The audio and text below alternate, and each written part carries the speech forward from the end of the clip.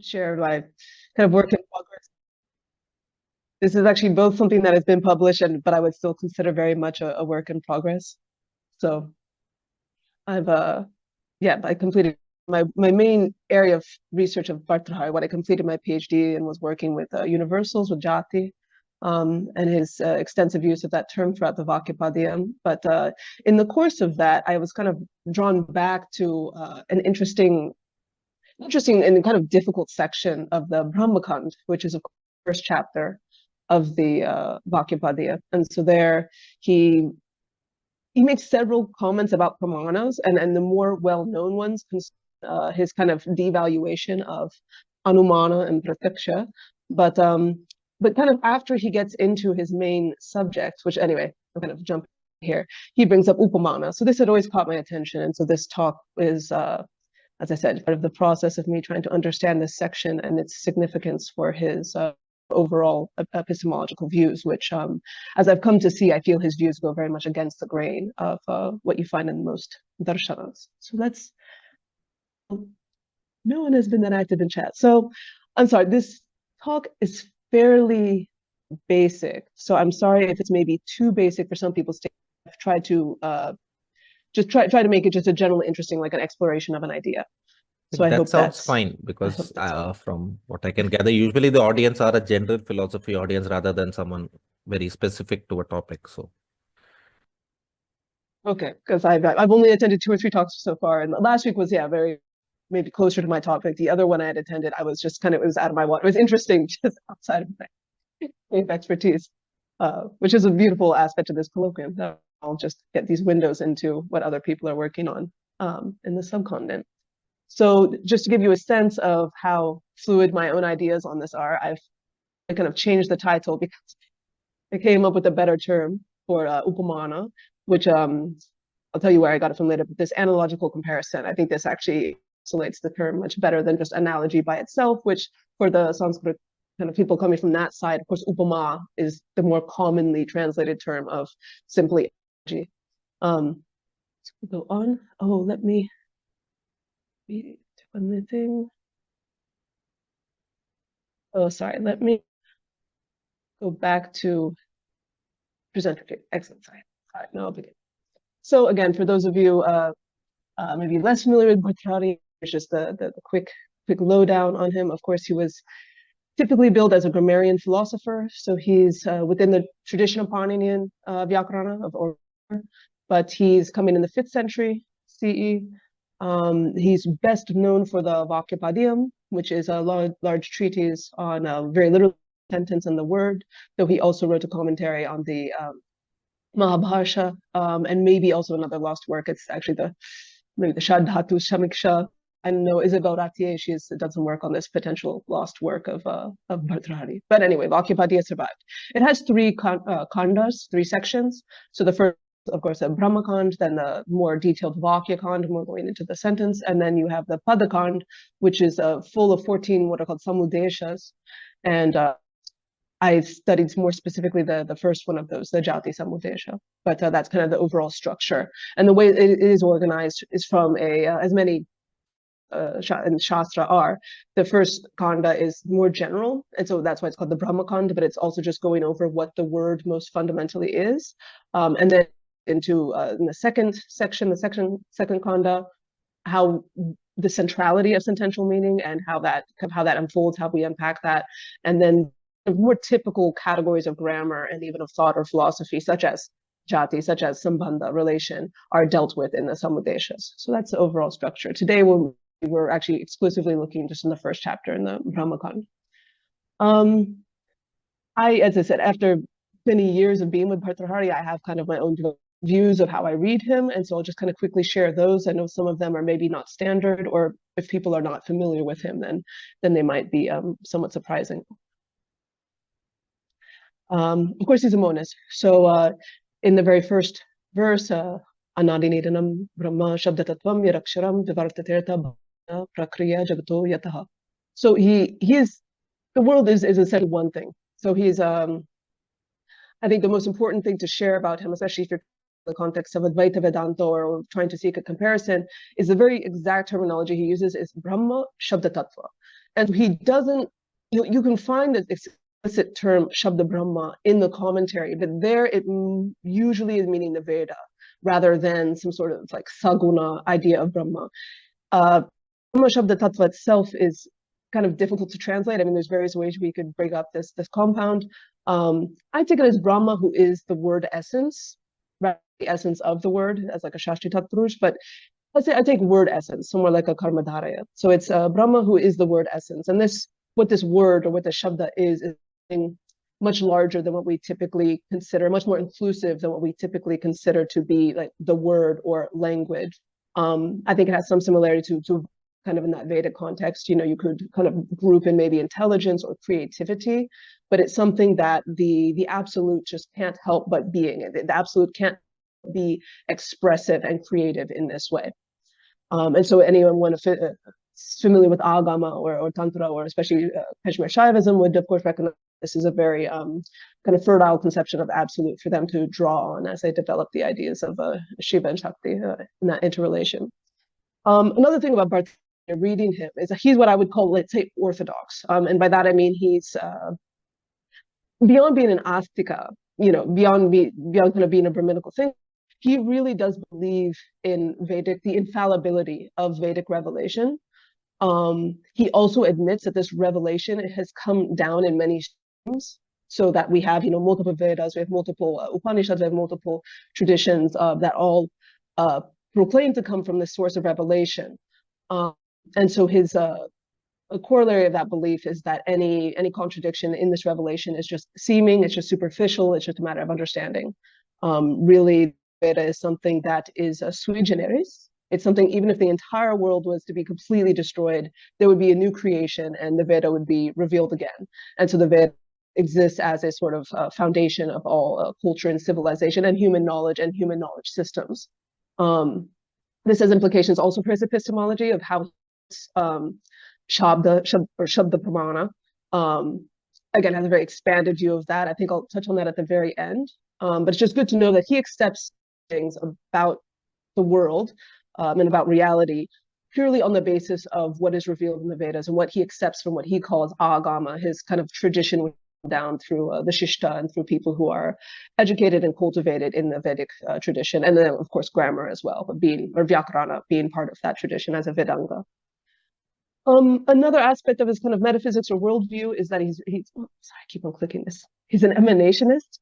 I wish I'd read more about emanation, and I haven't found actually many helpful texts of dealing with views of emanation across traditions. But I think this is a term sometimes associated with Sankhya, and maybe it's a similar idea of just you have something moving from an internal principle outward. Of course, in the West, it's associated with Plotinus or Plotinus, however you want to pronounce Plotinus, of this idea of a principle, again, the one emanating outward, coming into this multifarious creation. But that's very much in multiple ways that, of course, outside of this talk, he views this, the world as coming into being kind of from inside out. But he's a phenomenalist. So these two, him being kind of orthodox and accepting things of revelation, as well, okay, fine. And part of that is this emanation. So I would say this emanationist view is coming, he bases himself on that on the basis of revealed scripture. Like, this is what the rishis see, this is what the rishis have communicated to us. But when he is kind of then operating as a philosopher, as a thinker, as a grammarian, and as maybe even, I would venture almost to say in some respects, Bhartṛhari to be like a cognitive scientist if he were today. He's a phenomenalist. So he's like, okay, the rishis had this sort of direct connection to reality that allowed them to perceive how things are and tell us about how things are, the real dharma of things. But for most of us, we do not have that level of clarity, this kind of, again, that internal clarity to really interact with the world in that way. We don't, when we perceive any object like this phone, we're not interacting with the essence of what this is. We're kind of making some judgment. There's some projection. And what was it? Adhyaropa. So a word that comes several times in the Vākyapadīya is this adhyaropa, which can be like a superimposition. And again, not to get too sidetracked, but basically, if you go into this, especially in the Sambandha Samuddeśa and his dealings with kind of two levels of reality, picture you get is that he is what we could, in some flavor of a phenomenalist, that he's saying it is our mind, which is kind of, and driven by language, which is kind of projecting upon reality as a sort of screen, and this is what's creating the world that we interact with and the world that we build. Our shastra, you know, our discipline knowledge systems are built upon language superimposing itself on the world in this way. This, of course, has huge implications for what pratyakṣa, you know, what perception would be, for a thinker like Bhartṛhari, who says, yeah, it's not the case that we are getting direct, accurate information from the outside world, you know, through the empirical means of knowledge. Okay. Oh, so that was sorry. And so I hadn't read my presentation down. So he had these two levels of being. He calls the ಔಪಚಾರಿಕಿ satta and the mukhya satta. So this it comes, I think it comes several places in the Vākyapadīya as well, but it's discussed more thoroughly. Samuddeśa. Of course, Jan Haubin had done a great translation and study of that. If anyone was interested in that aspect of his thought, that's where it's dealt with most extensively. And then finally, Bhartṛhari, of course, prioritizes wholes. So far, I haven't mentioned what he's most well known for. The theory that was also criticized pretty much by almost everyone else after him was a sporta. But the idea of sporta is basically a word whole, an identity of the word that exists somehow, or exists despite, not despite. A word can be sequentially manifested, but it still has an existence even if we don't utter it, even if we don't do that abhivyakti of the śabda, it still exists because he's Bhartṛhari has essentially moved the locus of the word and where the word is in, and that's actually where he's using analogy is to try to help make this point. All right. Yeah, so just my two main motivations for this, other than it's an understudied topic. Long ago, I read most of Motilal, and I initially entered Indian philosophy through Nyaya. I've unfortunately forgotten so much of, but when I'm reading Motilal, I don't remember Upamāna coming up that much, and especially not Bhartṛhari's kind of his treatment of it. So it's understudied. And I also think, as we'll see, Bhartṛhari's sense of Upamāna is somewhat more robust than the accounts that we find in Nyaya and Mimamsa. And not only that, it's more robust, but we've noticed in some kind of fringe areas of the modern cognitive sciences, there's been a renewed interest in analogy and the role of analogy in cognition. So this is where I think, I said my project is still nowhere near being like a proper dialogue or proper comparison, but it's maybe to take this in, and that's what kind of the next slide will. Not the next, one of the following slides will also cover this. It's just some motivation. I think in this talk, I'll mostly stick with saying Upamāna, but elsewhere I've translated as comparison, but even that is not the best. Obviously, it's not an ideal translation. The one thing is Upamāna in the suffix, of course, it has that sense of karana, like an instrument. It's an activity, so a static word like analogy sometimes doesn't fit as well. So I was very happy to find actually this translation. If we go down a few bullet points, this nice fit is analogical comparison, which is a term at least through the work of Dietrich Gentner, who's a psychologist.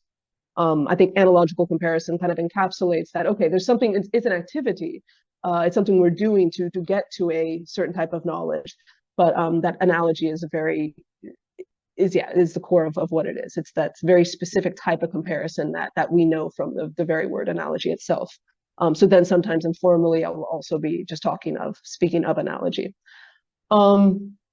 I did just include one, let's say a contemporary definition of analogical reasoning from like how a modern cognitive scientist might view it. And so we find this common relational system between two situations, exemplars, or domains. And so it's, again, finding that commonality, but something that is not necessarily in terms of one object and another object, but it could be like constellation, and this whole constellation kind of share a commonality. So we're looking at that commonality of structure, not necessarily a particular quality. This is maybe one place where Bhartṛhari, well, we'll see, where Bhartṛhari could come into a fruitful dialogue with contemporary cognitive science. So just looking, when I talk about cognitive sciences, two kind of thinkers or professors I have in mind are Douglas Hofstadter and Dietrich Gentner. I think they're both American-based scholars. Hofstadter, I think, is at Indiana, and Gentner is at, I think, Northwestern University. And she's actually maybe more prominent in this field I was quite taken by a talk that Hofstadter gave in 2006 at Stanford University. You can find it online on YouTube, The Analogy as the Core of Cognition. This is also based on a paper that was published in 2001 in this book that was edited by Gentner, The Analogical Mind. And so this is probably a good, something that for further research, I would probably look into deeper to see, okay, where are contemporary thinkers going as we try to take analogy from the fringes of thought very much to the core of kind of how the cognitive processes operate. In a similar vein, you have the work of Lakoff and Johnson, who have worked with metaphor. So it's a similar idea of these things that we tend to think of as peripheral because they're not logical. We associate them more with literature and with kind of poetry. But if we think of really how do we operate in the world, how do we form categories, how do we form systems and have complex thought, we see that what we're basically calling analogy is quite an essential feature of our cognition. In another kind of offhand comment by Hofstadter, I did also appreciate that he kind of removes it from logic. He specifically actually does not like the term analogical reasoning because he doesn't like to see it in such a formal way or in such a way as kind of allied with logic. You know, we tend to get how to say logic, especially symbolic logic, tends to have a bit of a hegemony on what we consider rational or reasoning or thought. And so this is kind of part of a contingent of cognitive scientists, people like Hofstadter, and to a certain degree also Gentner, who want to see our vision of what human thought is somewhat expanded beyond just the rational and logical. Sorry, rational, but it's not purely logical. And yeah, so where I see the potential similarity with Bhartṛhari is just the centrality of it for humans, for building our systems of thought, as well as looking very specifically at these structures of analogy making. All right, and so this might be the extremely basic for some people, but you know, when you mention Upamāna, especially within Indian epistemology, so we have the pramāna vada, pramāna, all the different accounts of what is pramāna, what are, again, valid means of cognition. It's important to note these were primarily developed in the realist schools, such as Nyaya and Mimamsa. So first, just looking at Nyaya, they say the analogical comparison is the means to reaching a conclusion on the basis of a well-known similarity. The term for the specific type of knowledge that's generated by, of course, upamiti. And then within the later tradition, and so very, very later, if you come to like Tarka Sangraha, like kind of the standard text many people study, that's I think 17th century, you still have this idea that what is Upamāna for Nayayikas? It's knowing the relation between a name and a thing named. And I'm not familiar with Navya Nyaya. I've never studied Gangesha, so I don't know if there's maybe more nuanced presentations of Upamāna, especially because it got criticism from even Vaisheshika, from other schools of obviously Buddhists as well. So I'm not sure if they ever came up with a more, of a presentation of it, but kind of the standard, if you ask what is Upamāna in Nyaya view, it's this idea that someone knows about a similarity, someone's informed about a similarity, and for some reason the way they synthesize that as saying, okay, you then have the knowledge of the relationship between a name and a name. This becomes more clear in their standard example that someone, let's say from a city, is coming to the country, and they hear about this animal called a gavaya or a gaur, gavaya. They're saying, so they don't know what it is. So they ask someone from the country, hey, what is a gavaya? What is a gaur?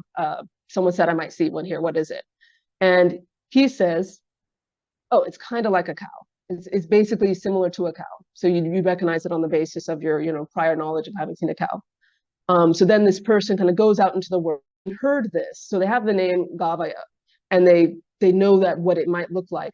Then they perceive the actual object. Oh, okay. And then they have the specific cognition. That is a gaur or Gavaya. That is what it is. And so that's what Nyaya means by, okay, it's that knowing that relationship between, okay, I have the name of it, and now I know. And you see this is also very heavily dependent on the perception. Okay, now I've perceived the thing, and now I know, okay, that is this. And also that structure is very important for understanding analogy in this situation. So that's their standard example. So even though Mimamsa was in apparently both Mimamsa, Purva and Uttara Mimamsa. I'm more focused on the Purva Mimamsa here.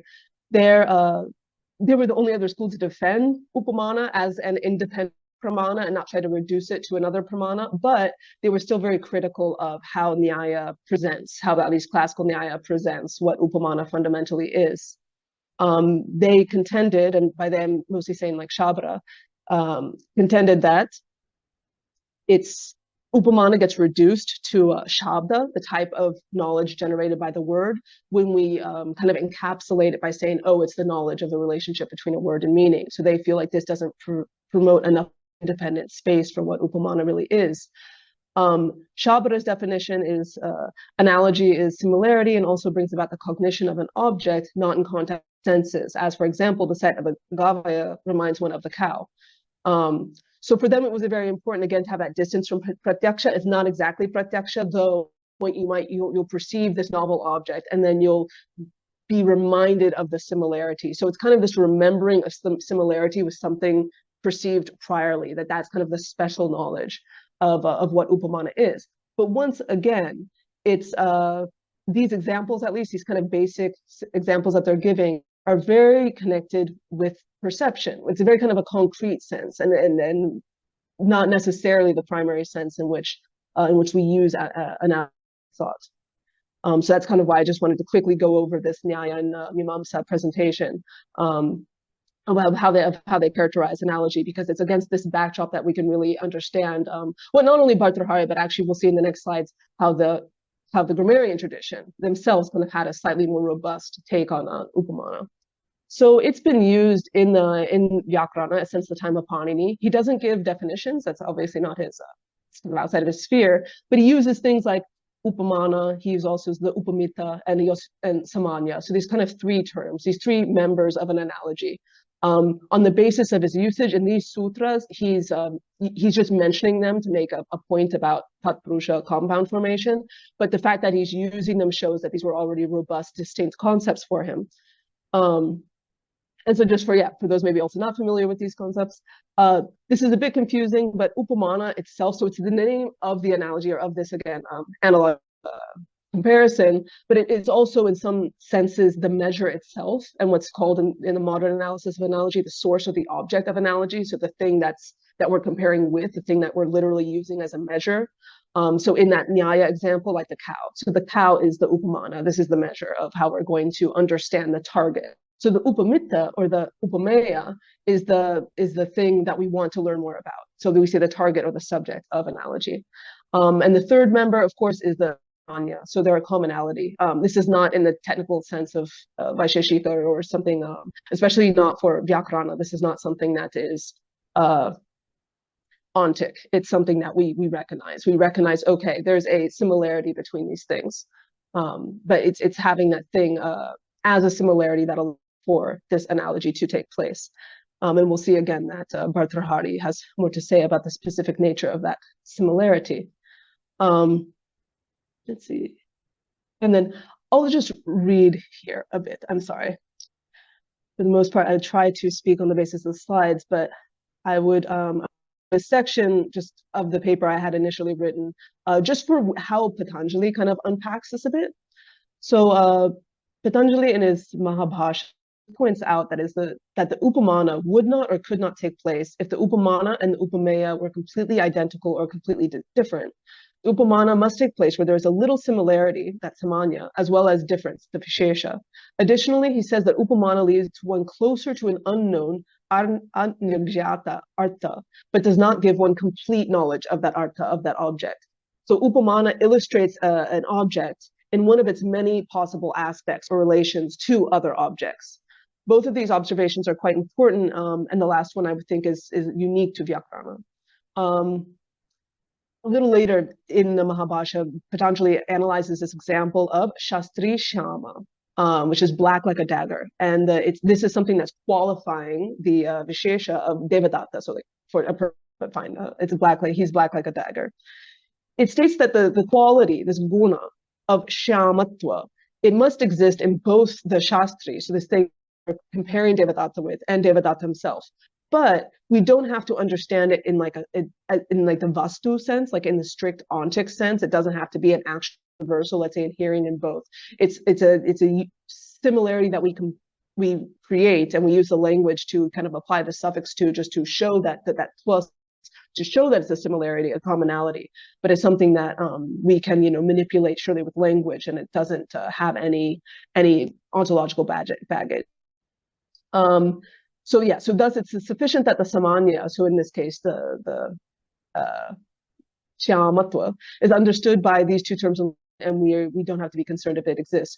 Going further in this direction, away from concrete referential understandings of the word and the meaning, Patañjali also comments closely following Paninian Sutra, Visheshanam Visheshena Bahulam, and he gives an analysis of the relationship between the Vishesha, which we can see as the subject, kind of, and the Visheshana, which is like a predicate. Maybe that's overly logical terminology, but I'll go with it now. So between the subject and the predicate, and he's trying to decide in this kind of later analysis which one is to be understood as secondary, upasarjana. So this idea of, okay, one of these things has to be kind of more substantive and primary, and the other thing is going to be secondary. The other two terms used for this, of course, dravya and guna. He comes to another example here, and that's Krishna Tilaha. Krishna Tilaha is of course, a black sesame seed, but looking at these two words, it's hard to say, okay, they could be mutually delimited, like which one is primarily describing the other, which one is the subject and which one is the predicate. And so Patanjali just makes this observation that whatever is dravyavachaka, so expressive of a substance, going to be predominant, and therefore the subject, the vishesha. And whatever is gunavachaka, or expressive of the quality, is going to be subordinate, the upasarjana, and the visheshana. And the final point he makes regarding this is that it's the prayoga. It's actually going to be our use, which is going to determine which one is dravya and which one is guna. And so once again, this is kind of against the grain of some of the other darshanas, particularly Chika, where these are kind of fixed padarthas or fixed categories. So just in the grammarian sphere, these are never going to be fixed padarthas. It's all about how language is presenting something, that we see it like substantively, or we see it, okay, this is a predicate of something else, and these can always shift. So that was just the main point I wanted to make with regard to that.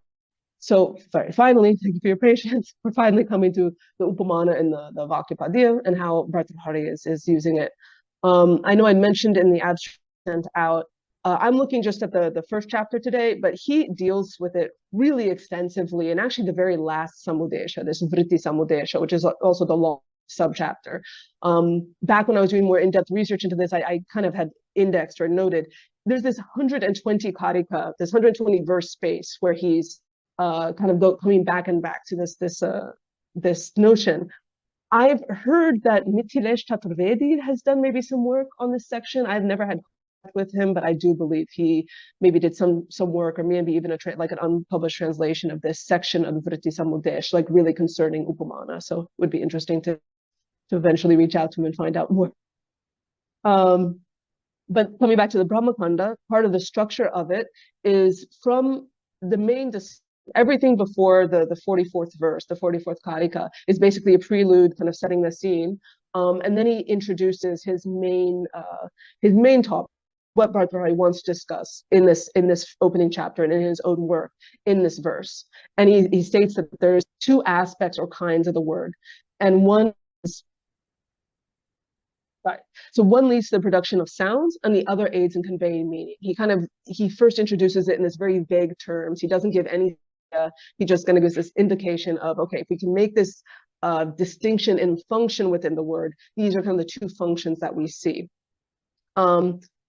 Actually following this verse that we get this series of analogies. And so before I come to a much more technical usage, a technical kind, and also his own analogy in the Vākyapadīya, I do want to just quickly look at his more casual and unprompted use of an analogy to make his point. Oh yeah, sorry. Let me just go. Yes, sorry.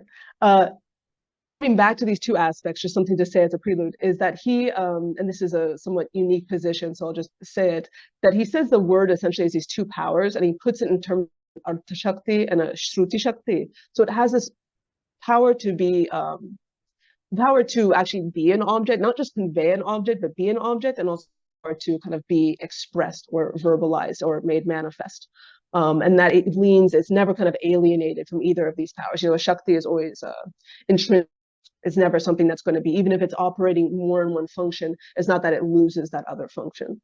But Bhartṛhari has a burden, like, again, going to observations in this section, he has the burden to prove or justify his claim that the word itself has an artha shakti, which is another way of saying it's capable of acting as the content of a cognition, or its own meaning, which is the pratyaya, that which is conveyed. Usually the word is very strictly, it's even in grammar, even in many other traditions, it's seen as the conveyor, that which is the point across, and it's not viewed as the word itself can be a content. It conveys itself. And so a major step in proving how it conveys itself is by examining and digging deeper into this idea of a śabda swarupa, which you can say is the own form of the word. And this, maybe not exactly the same, but very allied concepts. Maybe in some sense, Porta is a theory of what the śabda swarupa is, as is śabda jati, which these, I go over also my thesis, which I published as a book. They're not wholly the same, but they have some, there's a strong overlap between these. These are what I call competing models for what the śabda swarupa is. Porta is one specific model that has its own, how to say, mode of manifestation, as does a śabda jati. Jati implies a vyakti, so you have this idea that, okay, there's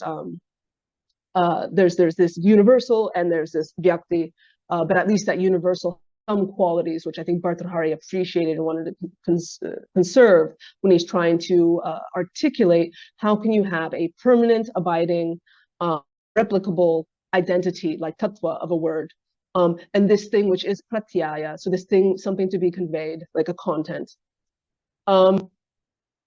Additionally, again, contra mimamsa, he wants to say that the word is nitya. It is something permanently established in the intellect. In the intellect, it's not in akasha. So that's in the intellect rather than being in the ether and something that's manifested. Only our vocal organs are, actually making it manifest in akasha. He's saying that no, it's something that is always going to exist in the intellect, a akrama, like in a sequenceless form, and that it's something that through ucharana, through pronunciation, it comes into being. But it's not like it doesn't exist when it's not being. So what are his analogies? How does he try to illustrate this kind of fairly new or at least unpopular concept? The first one is a drill analogy. I'm not sure if anyone's ever seen a fire drill being inside, not like in a building like fire drill, but the actual, it's called the arani. The arani is the kind of a churning stick. So this is a technology from Vedic times, but you also find it's kind of in many ancient cultures developed some version of this. Sometimes it has like a bow. I know this actually isn't a Vedic one, but it's just a good picture of it. But sometimes it's a string, and so you have two strings around a central shaft, and that shaft is drilling into a lower, and around and where it's drilling, you might put some like very dry, very light material kindling, so that a spark can come from the friction. And so he says that the unmanifest word in the mind of the speaker becomes the cause of verbal sounds in the same way that the light sparked by a wooden fire drill is the cause of a night. And so all of a sudden, after this effort, so that churning is kind of like the ucharana, the potential fire which was there in the wood, that energy is then released as fire, it becomes manifest, and it becomes manifest in the uttered word. So once the fire is there, in this, you were saying, okay, once we can't perceive whatever that potential fire was, but the second after that effort, then something perceptible is there, and something which is potent is there, so that other people can be aware of what we're trying to communicate. So this is the first analogy, and again, that's mostly to help understand how it can be situated in intellect. The next analogy is one of my favorite ones and this is, so the next analogy comes to is the idea of reflection. And so he says, like, there's a pratibimba, and so you have this reflection of something stable if it's then reflected in something, translation of the verse.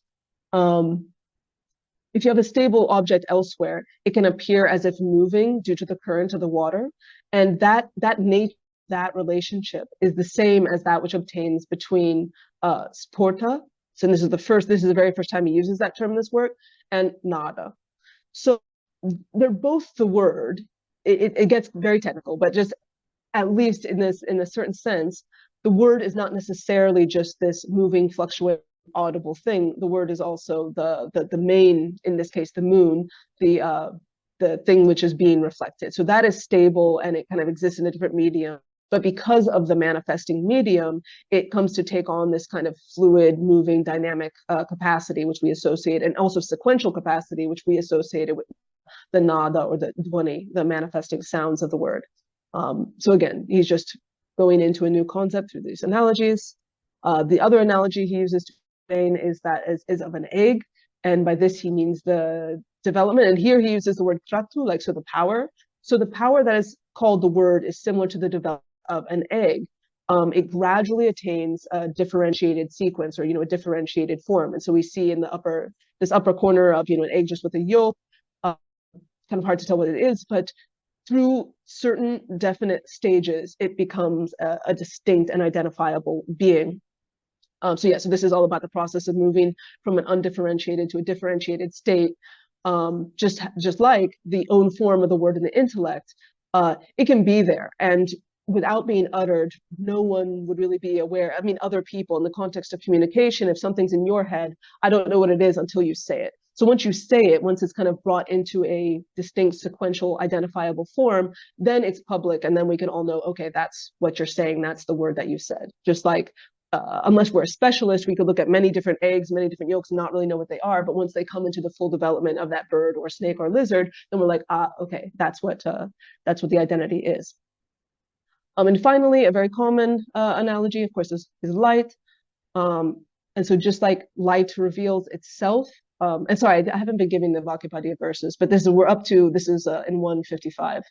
And he gives 7 in total. So this is the last one. I've only introduced 4 of them, but he gives 7 of these just in almost back to back. Sometimes there's an intervening karika, but normally he's giving these just back to back, these different analogies of how this kind of internal or nitya or the own form of the word is operating, or just even how the word can operate. So in this analogy, it's mostly about how the word has this dual power, like how light, what is the quality of light?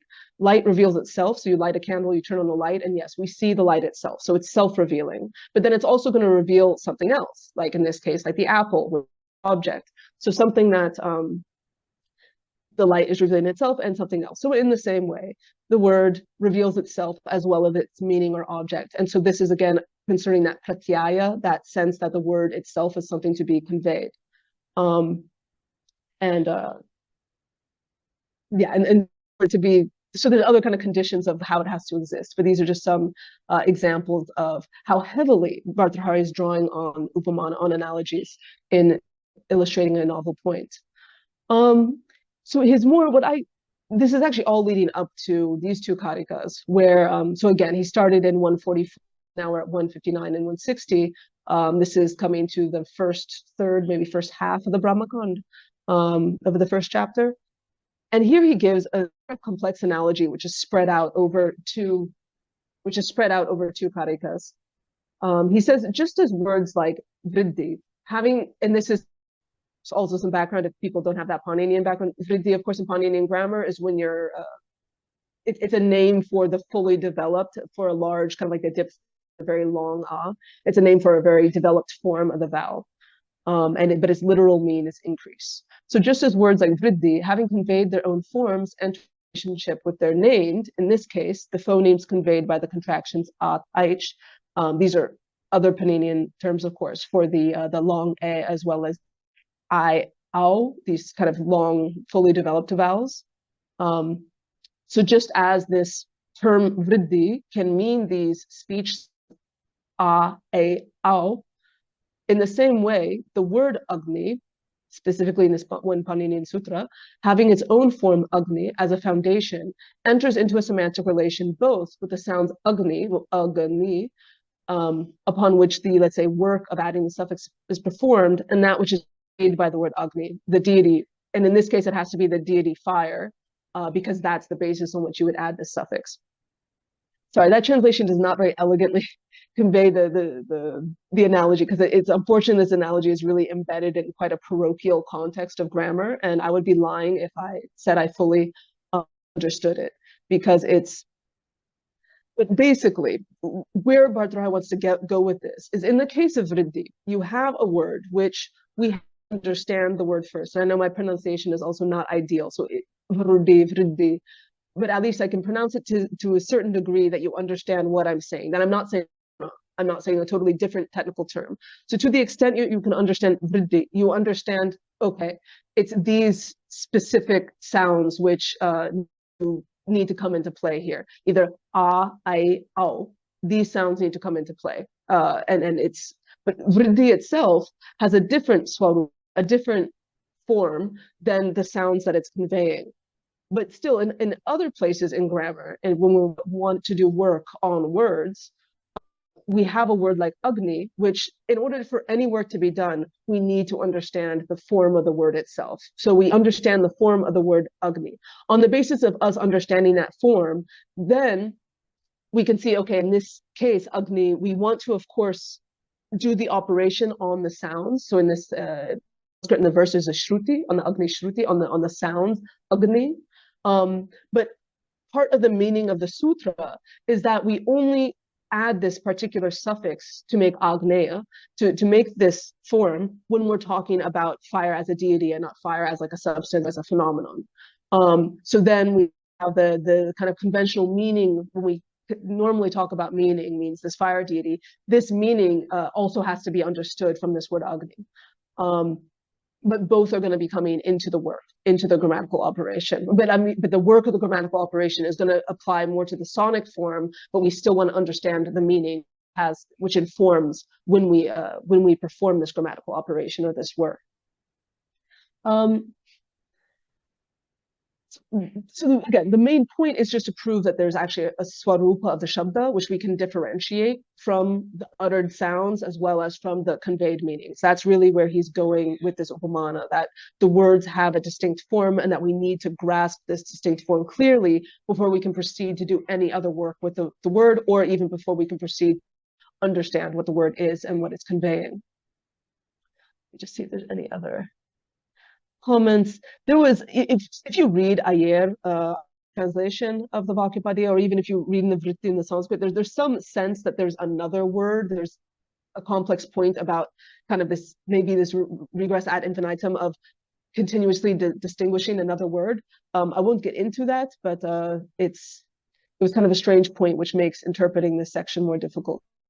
But kind of the main point, or just what I wanted to present today, is so following that two-step analogy in the Karika 59 and 60, after a few more intermediary kind of remarks about qualities and about utterance and about how something is secondary, he comes to a very clear statement using the terms Upamāna and Upamāya in the verses 163 and 164.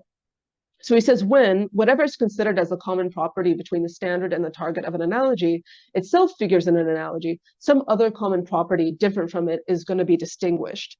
And then he says, when an attribute, so here's guna, which is the cause of degree, is presented as an independent thing, degree in it can be known only through another attribute in it.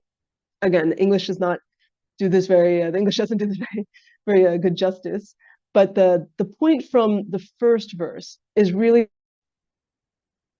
whether something is, again, substantive. So again, the main thing, like dravyavachaka, or the secondary thing, like a gunavachaka, really has to do with where it's sitting in an analogy. So when we compare two things, those two things are going to each kind of be imbued with the sense of dravya. So in this case, though, the form of the word. Both of these forms of the word. So the form of the word vriddhi, form of the word agni are kind of two dravya vachak things. They're two things. And we see this common quality between them, which is actually the form of the word. And in many cases, the form of the word is seen as a sound. It isn't here, but that sound is, or that word form is the common property between them. But we can do another analogy, where if we take that word form itself, and we make that like if we had to say, okay, what is that word form like? We can distinguish another quality in it. Okay, that word form has the capacity to be sequentially manifested. And so then we even go back to some of the analogies he had used before, like the egg. Like it has this capacity, the word itself has this capacity to be sequentially manifested in the same way that an egg goes from being completely undifferentiated to differentiated. So even though something which can sit as like a quality in one situation, in another can be an substantive, the main thing to be worked upon. And the important thing here is that analogy is a mode of thought that structures the relationship. And he even points out maybe the most consequential thing he points out about this comes in a commentary on this the Vritti, which may or may not have been written directly by Bhartṛhari, but at least is very close to his thought. At the very end of this Vritti, he says that there's no limit to the process of difference by abstraction.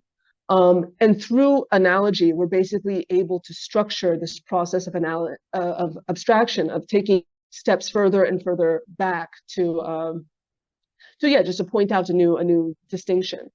But and this is also a callback to an earlier discussion with VP regarding the abstraction of Buddhara. And in the sense of abstraction, there's two. We're basically, he gives a small analysis of how abstraction works. And he says it's about performing anvaya and vyatireka, which of course are two the main methodological kind of left-right punch of Vyakarana, because it's by looking at what is similar, anvaya, and what is different, vyatireka, that we can distinguish like a word's stem from its suffix, because these are recursive, these are coming again and again. But I think Bhartṛhari is also maybe stepping, or you can at least extrapolate what he's saying, like from the application in grammar to all kind of thought, basically all of the human theoretical apparatus. That whenever we're building abstract systems, we're going to start from assessing similarity and kind of defining relationships, and then taking steps away from there to make more and more refined distinctions.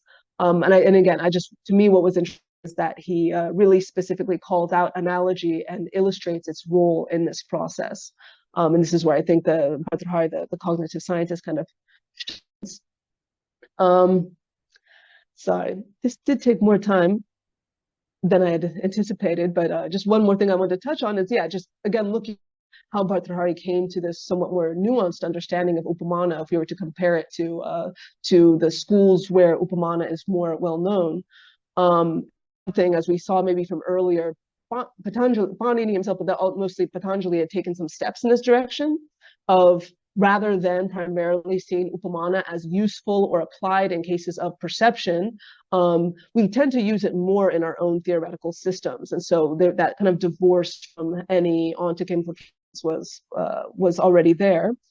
But it was also because of his broader epistemic critique. So I had mentioned that earlier before that verse 144, actually really just before then, Bhartṛhari gives what is a fairly scathing critique, mostly anumāna, so inference, but also later in the Vākyapadīya, he also gives a similar critique of pratyakṣa. And so these perception and inference are basically the backbone of anything we would call like an empirical worldview, an empirical or empiricist epistemology, this idea that we gain knowledge by going, let's say, out there and identities from things, and then incorporating those, kind of building up a library basically of things that we learn from the world.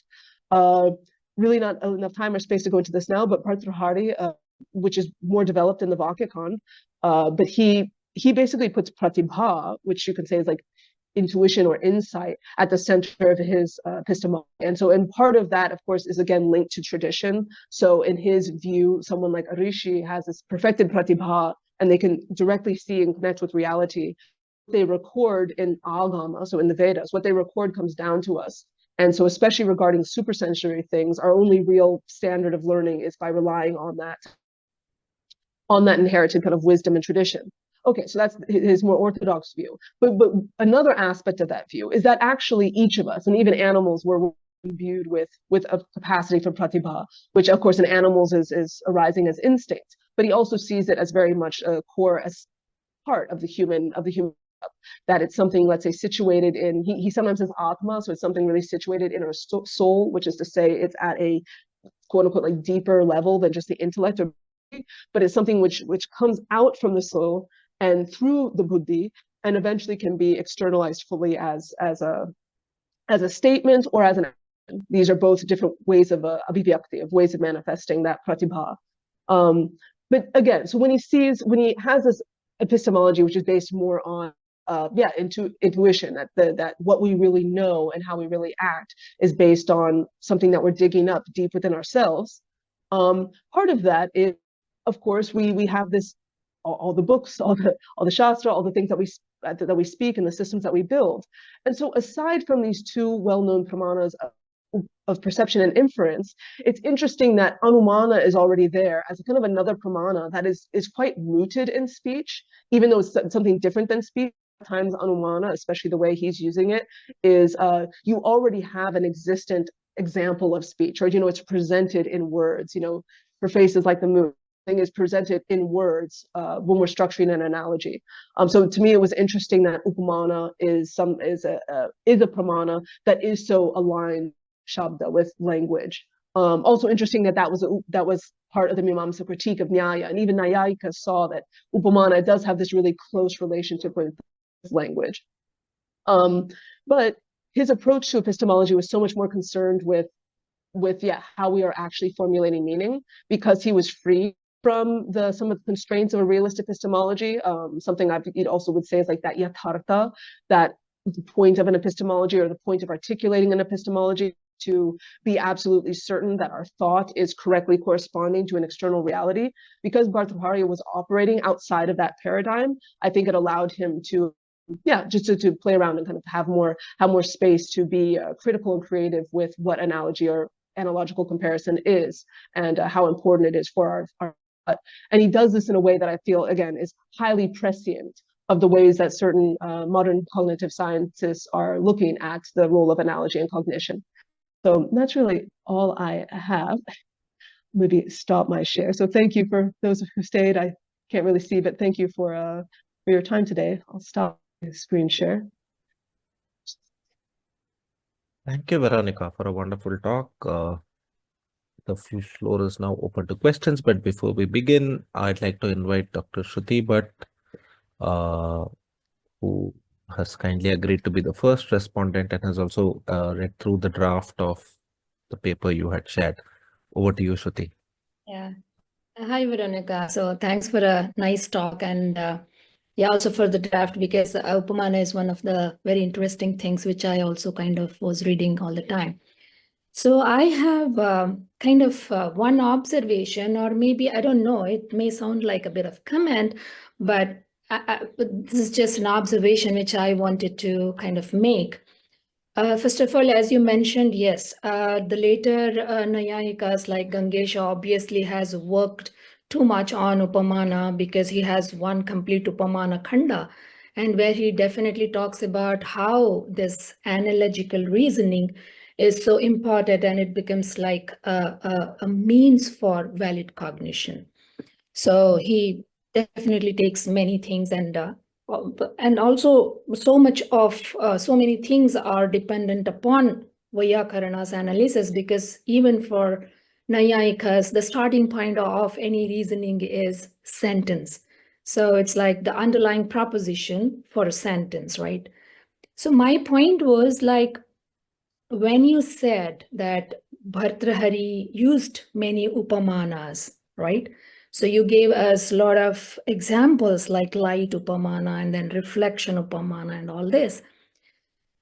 What my observation is, there are two ways of understanding upamana in the entire Indian philosophical school, like how one is in this kavya, and also in many of the schools like Advaita Vedanta, for example, and all. One is as a part of pedagogy, because when they really can't explain certain things, they definitely come up with some upamana, right? And upamana, that is also pramanika, because obviously it gives us, am I audible? Yeah, you are. I think Veronica, Veronica seems to have Yeah. gone offline or frozen. Maybe we'll just wait for her. Yeah, sure.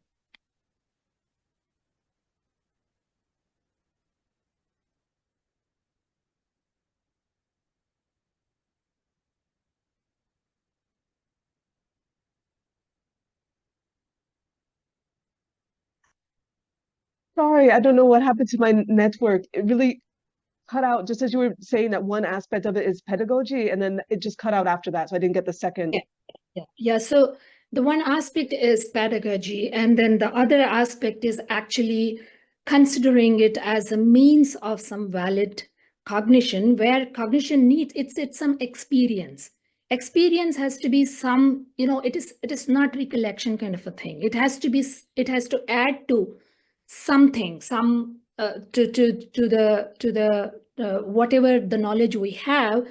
It minimally adds, like perception. It adds, what does it add? It adds that there is something in front of me at that point of time in that place, right? So any valid means of cognition has to add something to our knowledge repertoire. So what I wanted to say is, like, whatever the examples you gave as Bhartṛhari's, if I have understood it rightly, as some kind of Bhartṛhari extending Upamāna, these are also used in many of the philosophical schools, like, Advaita uses extensively these Upamānas, reflections, and then, like, because they have to talk about something like self and then mind reflecting the consciousness, which it becomes very difficult for them. So they every time come up with some example where, they have to explain things properly. So those are one kind of pedagogy which they use. I mean, even Nayayikas use it. I mean, the moment they want to say something very, very difficult, they just, come up with one example, like, to add to the clarity, to add clarity to the discourse. But Nayayikas understanding it as a complete pramāna seems to be, maybe they just have given one Gavaya and Go example, but then they definitely, it is kind of extendable to whatever the things are. I mean, it is wherever you come up with sadrishya, and then you recognize that, okay, this is through this sadrishya that I'm recognizing a particular object, and I'm connecting it with a name. Anywhere you can apply it, like wherever we have this, reasoning. So my point is, it seems like what you are giving as Bhartṛhari's examples seems like it's like a pedagogical tool, and which has been used in many of the schools. That is one thing. And then the second thing, what I wanted to say is, like, I think there is a distinction, right? The last part which you gave, Bhartṛhari's example, is something like, there he uses Upamāna, like between the word Agni and the word Vṛtti, right? So when we are doing some grammatical action, in the sense, some prakriya, which we call, I think again we lost Veronica. Veronica, if you're there, maybe you should try switching off your video. Maybe once she is back, we should give the suggestion to her. Just wait for a moment. Yeah.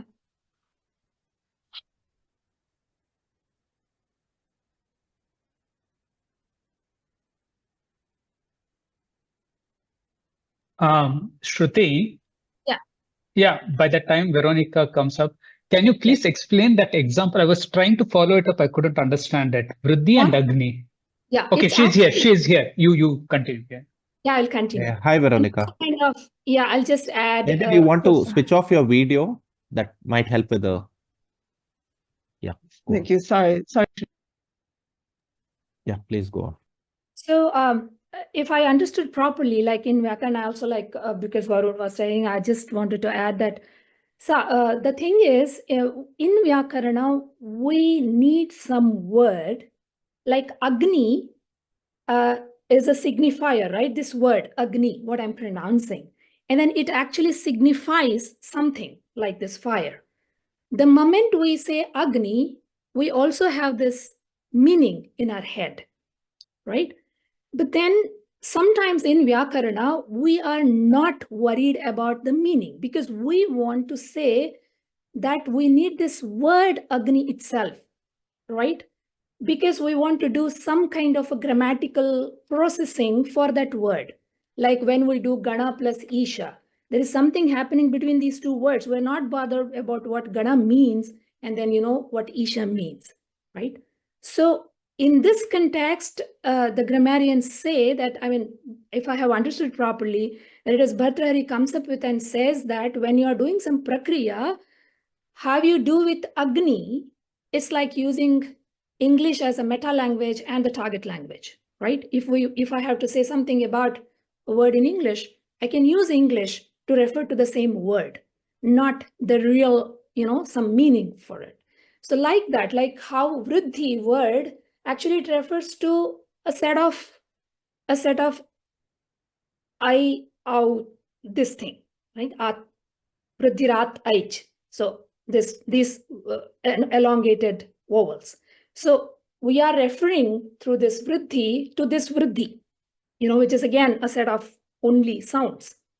So like how in the case of Agni, we are referring to Agni. That is where the Bhartṛhari makes the distinction between the Shabda Rupa and the Spota, the Artha.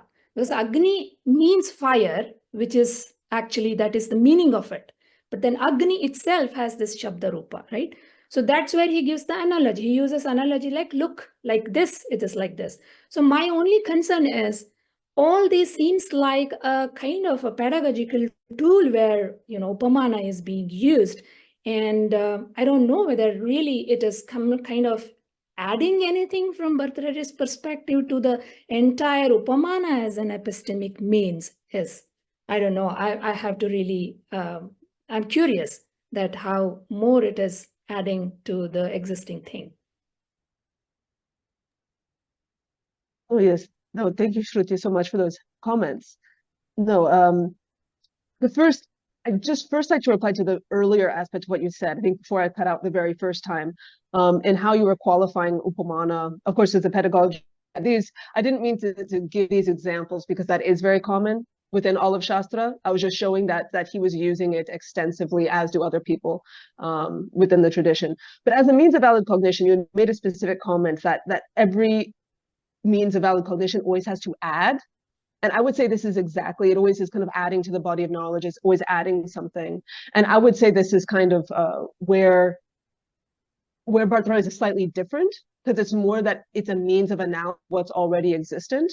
So you could say, okay, fine, it's adding to our body of knowledge, but it's not like a mode of discovery and in this very, how's the materialistic sense of just like adding, like you'd add to so many objects on a shelf, like you keep on adding and adding and adding. I think the way Bhartṛhari kind of views our cognitive process and our means of systems is sometimes we actually come to things that are, again, that whole. We come to the whole world and we actually have to analyze down to understand how we're interacting with the world. So the way he views, again, epistemology, his approach to it, and I can only say so generally now, is very, very different than these realist systems where they need that correspondence. The whole point of pramāna for them is that you have a correspondence, and what means of generating knowledge maintain that correspondence and build up our system of knowledge to replicate, reflect very accurately an external world. So just that was just one small comment there, just about the difference. In terms of what Bhartṛhari is adding, one thing is the idea of śabda swarupa, that the idea that the word has an identifiable form apart from the very sounds is so novel. In the context of Mimamsa, where he was operating, they always said that a word has to be abhivyakti. It has to be uttered and manifested sequentially in akasha for it to do any work or for it to have any meaning. So it's something that we might take for granted, that the word is like a symbol or something abstract. But I do think that Bhartṛhari was quite instrumental in kind of putting this idea at the forefront, that the word is very essentially something kind of abstract, for him maybe existing in the intellect, as a sign that has its own identity or swarupa. I didn't go there, but at the end of this conversation, he specifically says, without the word being meaningful as a pratipadika, you could never add the prathama or the shashti ending. You could never add you couldn't do any work on the word if it wasn't first meaningful in its own form as a distinct identity. So with that spelling. And so with the Vriddhi Agni examples, to me, the target, what he was trying to show is that both of these words need to have a clear form before we even talk about them being manifested in sound, before we even talk about them being associated with an external object. Because once again, that relates the artha sambandha for Bhartṛhari is quite different with Agni and the fire Agni, because really that's going to be a matter of adhyaropa. That the word, which is meaningful Agni in itself, is going to have that adhyaropa on so many different things. So whether the physical Agni, whether the god Agni, anything, it's being projected upon that later. So a referential object is coming into the discussion of meaning much later for Bhartṛhari. That's kind of like the end stage of meaning, is being able to refer. So yeah, I just think it's a point we take for granted, and he kind of had to labor to show that it was that the word, we can treat the word as having its own form, as we do all the time in grammar. But then, as I said, it has other implications for reference and how we how we view meaning, because once again, he was this holism pervades all of his thought, that meaning is something always abstracted out. The sentence is actually the full meaningful unit, and so our process of understanding a sentence is actually a process of analysis, of apodhara, of abstracting things out of something which is given to us whole. And so to me, the more innovative thing that Bhartṛhari was saying, which I didn't, so I kind of had to switch gears to get ready for this conversation. So it's really only the past 2 days I was thinking about it more critically or seriously.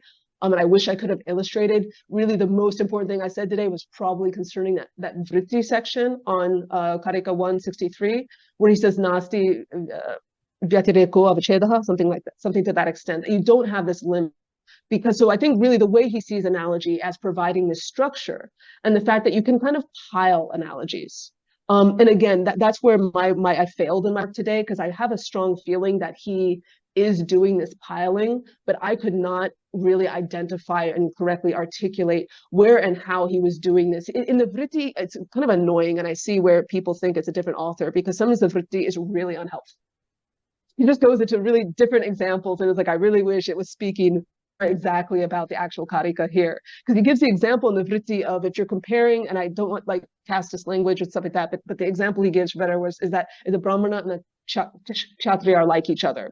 And then he's like, okay, what are they like? They're alike in how they study. So then if we just take the studying, okay, how can we identify a quality of that studying? The thoroughness of that studying is similar. So this kind of stepping back and stepping back and stepping back, to me, that characterization of Upamāna is what's maybe more unique to Bhartṛhari. And maybe Gangesha developed that, but again, that's like a 5th or 6th century difference.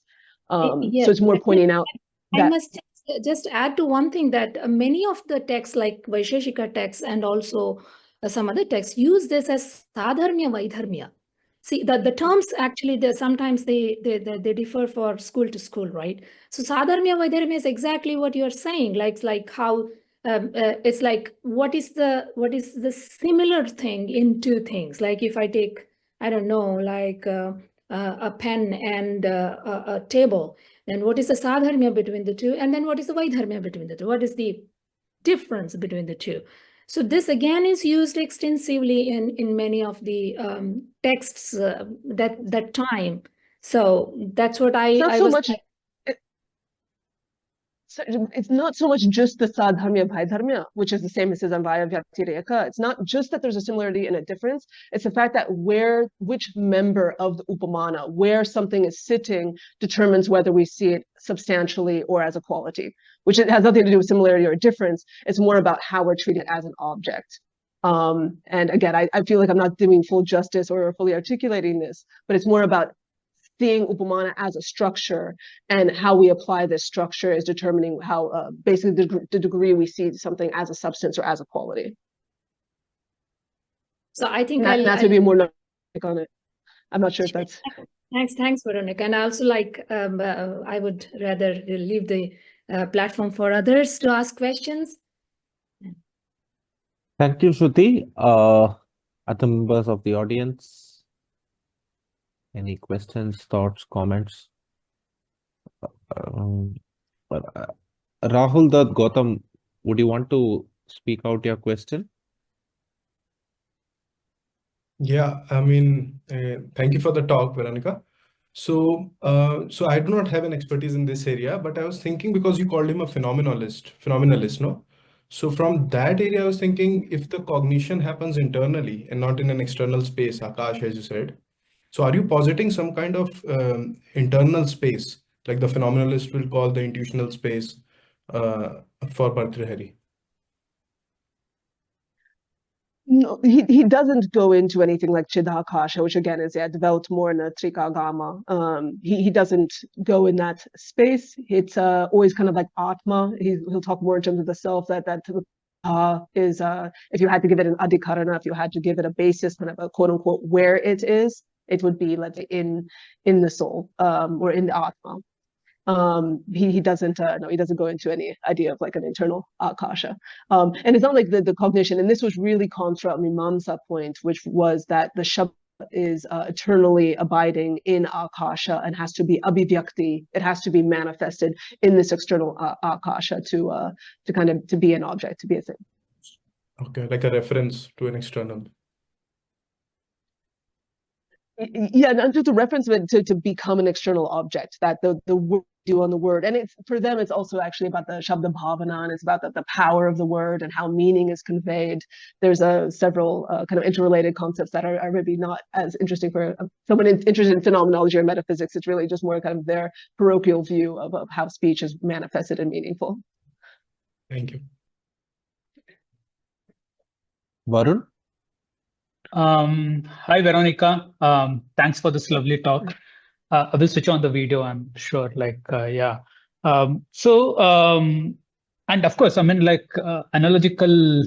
I don't know whether you mentioned in your talk that you're not comfortable using analogical reasoning, and okay, my larger question would be to motivate that. And you said you would prefer using analogical comparison. I mean, I will come to that towards the end. I mean, one of the clarifications that I wanted to ask is in the Bhartṛhari's example that you pointed out about Vriddhi and Agni and all of those things. It was, to be frank, difficult to follow that for me, since I'm not familiar with this kind of arguments and also the technical terms of that and everything. One thing that I couldn't grasp there in that example that you were illustrating is that how Bhartṛhari is using analogical or analogy in presenting that argument, that Vriddhi and Agni have abstract, whatever, please pardon me if I've got it wrong. So, I mean, these words have their own abstract meaning or something before they actually refer to something. So in trying to show this, I mean, you mentioned that we take it for granted, and actually he did the labor of the hard labor of showing how this happens for a language and for a word having a meaning. I was not sure in his argument where analogy is playing a role. So that is one thing that I thought you can clarify. Yeah.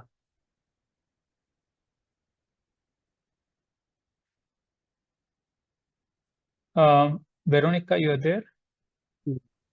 Yeah, we'll wait for her. I think, yeah, without the video, that's a problem. We don't know when we have lost her. Yeah. We'll maybe wait for a minute. Yeah, let's wait. Yeah.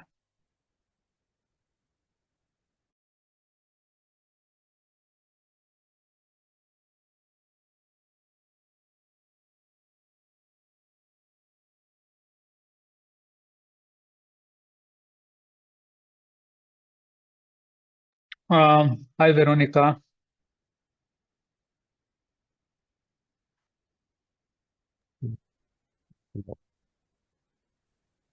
It's a little.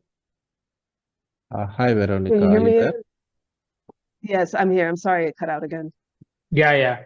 So one of the clarification that I wanted was how in the larger argument of Bhartṛhari, in the Vriddhi and Agni, analogy is playing a role.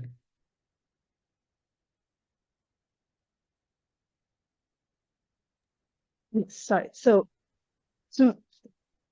I know I really wanted to have time and space and intellectual clarity to make more of a diagram of what exactly is being compared there. In the Sanskrit, it's very clear because there's a pata between the verses, so it's very clear that he's construing an analogy there. To the best of my knowledge, the point of the analogy is that it has to be the well-known example. So Vriddhi in the grammatical context, what is it a well-known example of? It's a well-known example of a word naming sounds. But in this case, it's a word naming different sounds. So there's no identity between the swarupa of vriddhi as word and the swarupa of au as sounds.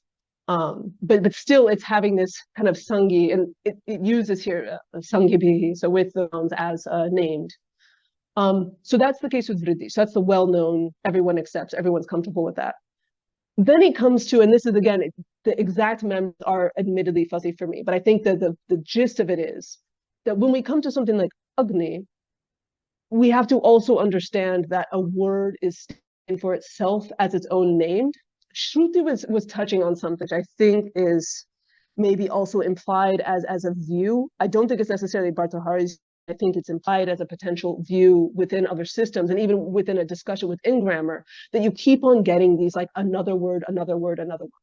So that agni there, let's say in that sutra, is naming another word agni that we might find in actual speech usage. And even that this word is naming another word. I feel that Bhartṛhari's Siddhanta actually circumvents that point to really say that agni, which in the Karika itself, swarupa nibandhanaha, so idea of a nibandhana. So the swarupa of the word agni is acting as its own foundation to go on, do any work we need it to do. So whether that's standing in for the sounds, agni, aganai, so whether it's standing in for the sounds, or whether it's coming into ordinary usage and conveying its meaning as it normally does. But even in grammar, at least here's a case of a word naming itself and naming its own speech sounds.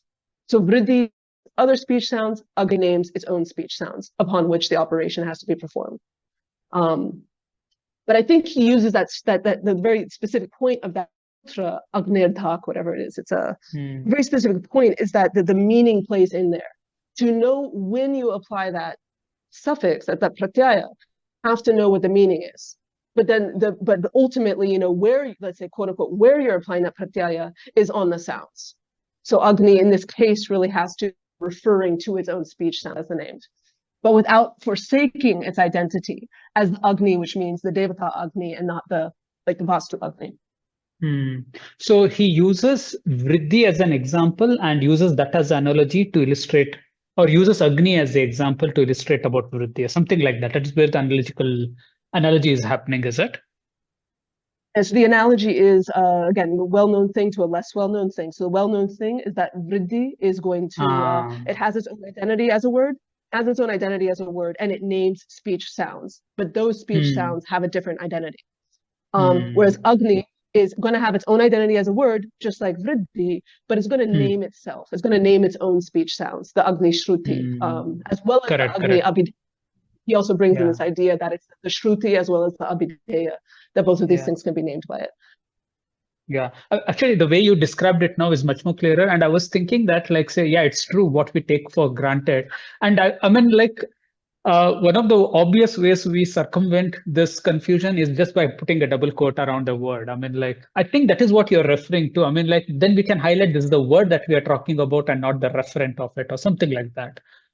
As the linguist, to a certain degree, it's like a word rather than reference. But even just seeing, I think beyond that, even before the meaning, the word as a sign. So more like Sasorian, like, okay, that the word is a sign, and that this is something that exists totally abstractly, independent of a sound, independent of a spelling, independent of conventions. It's the sign that's there. That has the power. So Bhartṛhari uses a lot of shakti in his language. It's really prevalent with his work. That's the word's always going to have that capacity to be referential, to be this, to be that, to have sound. Yeah, we need something like extra language signs, like quote brackets or something like, or italicizing it or something to indicate we are talking about. Yeah, I mean, fascinating. I mean, like I was thinking how this pre-press era people with just limited number of signs, they could do a lot of this kind of things. But yeah, the labor is so extensive. And anyways, I mean, coming back to this point, I think Shruti was also trying to touch upon this. The point, I mean, of course, her point was that it is largely pedagogical in illustrating. Like, say, I'll give an example first and then illustrate the larger point.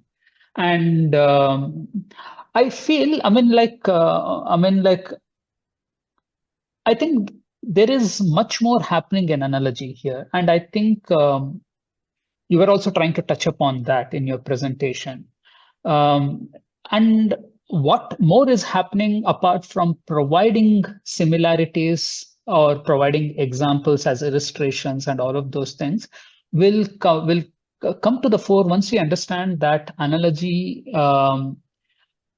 is useful for analogical reasoning. I mean, we do analogies in a lot of different places in our day-to-day interaction. Analogies, we use it for illustrations as well, for pedagogy as well, and other places. But I think analogy has its actual force when in philosophy especially, and also in science, and I'll come to the science part, when we use it in the form of reasoning. And that is why I felt that, like, say, probably there must be something, I mean, like, you can look and reconsider or take a second look at what you were trying to point out, that, like, say, let's just use analytical comparison rather than analytical reasoning.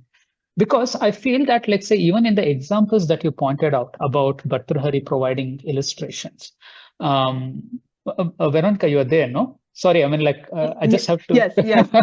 No, I should. I mean, I can try with my video. I'm listening. Yeah. So even Bhartṛhari, when he was doing this, like, say, for example, you illustrated, you gave 2-3 analogies he provided, like, say, the moon and the moon's reflection. Now, consider that form of conversation that he's having. I mean, it's a kind of an argument, according to me. As moons and its reflection is happening, and the reflection gets wavied, when, like, fluctuating depending on the water its surface. So is with Shabda and Nada. I think that is what the comparison that you were trying to point out. There, it is the veracity of the first aspect, the truth of the first aspect, the moon and the reflection wavering on the water surface, in fact, provides the truth or validates the truth of the Shabda and Nada. So it is not just merely playing an illustrative role that, like, say, as this, you understand it here as well. So I think that is where the force of analogical reasoning comes into picture. And I can completely understand, okay, this is just, I mean, like, it probably, we have to have a separate conversation for this. I am a bit skeptic of cognitive science taking, saying that analogy cannot be a reasoning. And it's, I mean, we have to understand also it as a kind of a politics, in the sense that, like, say, analogy being one of the strong component or one of the treasured component in philosophy, now cognitive science wants to take it. And one of the ways it wants to legitimize its own formulation or investigation of analogy is by bringing it completely into its domain. So, and I think we should not let go of those kind of things. I mean, like, it's also kind of like how certain concepts and forms of reasoning gets legitimized in certain other domains, and they now wants to hold the turf, hold the boundaries and everything. They say other people are not doing this, or it's not validate, and all of those things. So, I mean, I just wanted to wave it, and I know it's a very hand-waving gesture that I'm doing. It's a longer conversation that needs to be done, how certain domains now revalidates in their own terms certain things. So I think there is much more to it than analogical reasoning there, because, like, say, analogical comparison there. So this form of empirical based argumentation is very important, because, I mean, like, once you have to recognize that, like, philosophy and much so more in science, analogical reasoning plays a very important role. I mean, for example, in science, one of the ways it plays a very important role, because you're always working with the unobservables. Like, say, I have no access to what is an electron. The only way I can make sense of an electron is through analogical modeling. And that happens in a lot of places, like, is electron like a particle? Is electron like a wave? All of these are analogical reasons that happens. And that is where the strength comes. It is not just comparison, because if you're comparing, then there is no truth claim being made. You're actually going out and making a truth claim, saying that electron is like a particle. So that is where the actual force of it comes. So yeah, I just wanted to highlight this. Yeah. That's a very several really, really good points there. And I definitely will reconsider reasoning. I still think in terms of truth claim, validity, these things, I'm not sure how much Bhartṛhari is a thinker, and I don't want to be limited by that. I appreciate your point on behalf of philosophers of keeping our domain and our relevance. So I absolutely appreciate that point. It is a form of reasoning. And maybe I really prematurely said, again, with Hofstede, what he was doing in his comments against reasoning that I was kind of following was that analogy is somehow so much more deeper, let's say, than reasoning, so much more intrinsic to our thought. So even people or even beings that we consider irrational. A long time ago, even I had read studies, like these same different studies, like they've done with pigeons, they've done with, really examining that, like this kind of structure of what we would call analogical reasoning or analogy, some sort of cognitive process with analogy is happening kind of up and down the hierarchy of being. But for the sake of philosophers and being maybe more broad-minded amongst philosophers, because also Shruti had so many excellent points, and I'm just really poorly read in other systems. Though I do think many systems became much more sophisticated kind of in the post-Bhartṛharian era. So that's always an area I would like to read more on to see how Upamāna is evoked as a reasoning, as a form of making a legitimate claim. I thought he was just more interested in how do we build up abstract thought systems? Because again, the one thing for sure in Bhartṛhari, he's never concerned about the correspondence, but he is concerned with consistency. So I feel like this idea of highlighting the structure of analogy is a way to track consistency throughout our thought. Yeah, I'll definitely. Yeah, actually, I'm sure you're also familiar with, like, say, for example, different classifications of analogies, right? What are all the analogies, kinds of analogies we have? And in that, like, say, there are several kinds. I'm just reading out from my classification. There is positive, negative, and the one that you just mentioned is formal analogy, where it tries to capture the structure rather than the other aspects of it. So formal or structural analogy is different from hypothetical analogy, neutral analogy, and there are various classifications like that. So yeah, of course, Bhartṛhari might be working with one kind of analogy in that sense. So yeah. I think, sorry, I think we're at time, but that is just extremely, going forward. If I can manage to develop this further, it is a very helpful place to look at to see if he's dealing within the domain of a specific type of analogy. Correct. Thanks. I'll have a few more points, but I'll join back the queue. I'm sure others have questions to ask. Yeah. Any other questions, thoughts? If not, I had one. This is again, excuse me, a slightly more general comment. You do say that a lot of what Bhartṛhari is interested in is just explaining language and linguistics rather than make ontological or metaphysical claims, right? For example, when you said he wanted to explain how the meaning evolves from the word, the thought, the word as it exists in thought. For example, nada from spota, right? Something like how the nada is already pre-existent and only becomes manifest from the spota, right? For which you gave the egg example and so on, right? Though Bhartṛhari might not want to make a metaphysical claim, they seem strikingly reminiscent of metaphysical claims made by other Indian philosophers, especially, says, for example, many schools, it seems to me, give a similar account of causation of Satkaryavada, right? That the effect in some sense is pre-existent in the cause, and then they need to explain how could it be pre-existent. Is it as latent or manifest or potential and so on, right? I don't know. My question was, and they are all in some sense also draw initially at least from the structure of language as to, the object, the subject predicate structure of how objects and properties are represented in language before they go on to make metaphysical claims on this basis, right?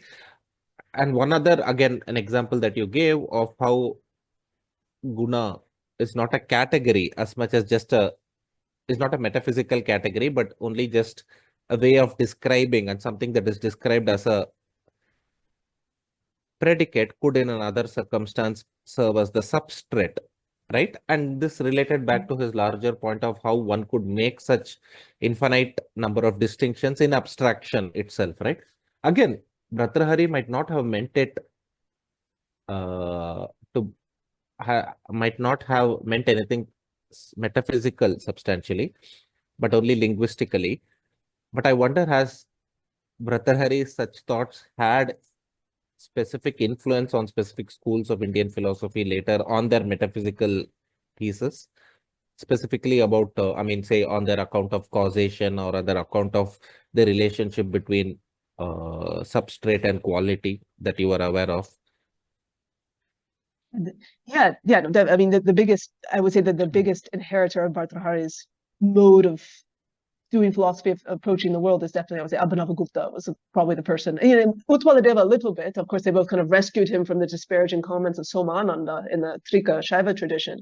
But Abhinavagupta, I think, was someone who really understood how Bhartṛhari did philosophy and took from his. And the main thing was Shakti. And one thing I did want to go back, my very first teacher in Bhartṛhari was Devendranath Tiwari, who I'm not sure if he's still at BHU, but he was there. He would always kind of say, oh, Bhartṛhari never makes metaphysical claims, never makes, and I don't mean to say that. He, as I said, he does have an accepted metaphysics, which is very much in line with, I would say, certain Sankhya ways of doing metaphysics, especially with this idea of Satkaryavad. But he's, whatever metaphysical claims he kind of accepts and proceeds with, he at least says he did this on the basis of his agama. So there's certain metaphysical positions. So even Brahma is a metaphysical. Say there's one thing, even being a monist is a metaphysical position. So that's kind of but that's kind of a extra philosophical, his presuppositions, and so things he doesn't reason about. So with Bhartṛhari, he has his part of his methodology is he has these things he accepts and he doesn't reason about, but from there he'll kind of go on to reason. And his reasoning is very free, because even with Sportanada, to really get into the details there, he actually presents several different, and the whole Brahmakanda, or not the whole, but from that 44 onwards, probably until about 100, 120, it's just several different models of how the words could exist. If we want to preserve and say there's a unitary word, he kind of is giving these competing models, and that's actually, again, in my thesis, I went into more depth, that actually Śabda Jati and Śabda the Sporta are actually these kind of competing models, but each model has certain implications. And he sees, like, so for one example, if you say jati, you can count the jati and the vyakti. This gives a sense of bheda, that, okay, the jati is one thing and the vyakti is another thing. And so I think he ultimately kind of like sporta, because sporta, it's like sporta and dhvani, so it's more the idea of kind of like the moon and the water. So you have something and then you have a manifesting medium. And it's not like you're going to count the manifesting medium as 1, 2, 3, 4. You're not going to enumerate this as so many different ontic entities. It's more, it's the medium, it's there, and sporta flashes into that medium, and then kind of the ripples can happen. But actually his favorite mode of talking about things was always in terms of Shakti, in terms of the capacity, that this is something, and that something's capacity to be X, to do X, is inextricable, that it's always kind of there with whatever is the Shaktiman, always has that capacity, and that you don't necessarily make an ontological distinction between them. It's more of seeing them as aspects or modes. So again, this became Shiva Shakti in the thought of Abhinavagupta, and in all the different Shaktis that she is said to possess, that these are things that are never, even though the way they manifest could be things like fire and water, like these are things that are contradictory when they're manifested, but both of those Shaktis are existing within this substratum without a contradiction, because they're there in potency. So I think, yeah, especially that doctrine of Shaktivada was very influential for later thinkers. And he's, I mean, I tried to research, again, I'm not as well versed in the literature, but at least doing as many word searches as I could of text readable Sanskrit sources. There's a little bit maybe in one, the Dashapadarthi, one early Vaisheshika text. You have a little bit, I know in Nirukta Shakti comes, but otherwise it was quite novel, just how much, like he uses Shakti so much more than Sporta. And throughout, in all the khandas, Shakti is coming again and again and again as an explanandum, as a way of explaining how something is functioning. But once again, that could be seen as a metaphysical claim. So Bhartṛhari is also, we use a thought and then also cognition, and that's where maybe I kind of lean too much into the cognitive science, because that's kind of the modern way of seeing. But he was interested in kind of like how we think, how do we build this, and that him also as a phenomenologist, how do we build this world using language? And so, but these claims can look really similar to metaphysical claims, but it's always a thin line in Bhartṛhari of, is this just about how we're modeling reality or about how reality really is? And again, the model is, how well does this model work? What is the explanatory power of the model? And how much does this model preserve what we know to be fundamental unity about how things are? All right. We are 10 minutes past noon, which is also means 10 minutes past the usual time that we have the colloquium for. So maybe we should call it a day. Thank you, Veronica, once again for the very interesting talk and for the discussion after that. Thank you. I'll see you. This is also likely the last talk of this series this semester. So we'll take a break over the winter and probably begin again in January. All right. Thank you, everyone. Have a Thank you good so much for weekend. organizing. Yeah, you too.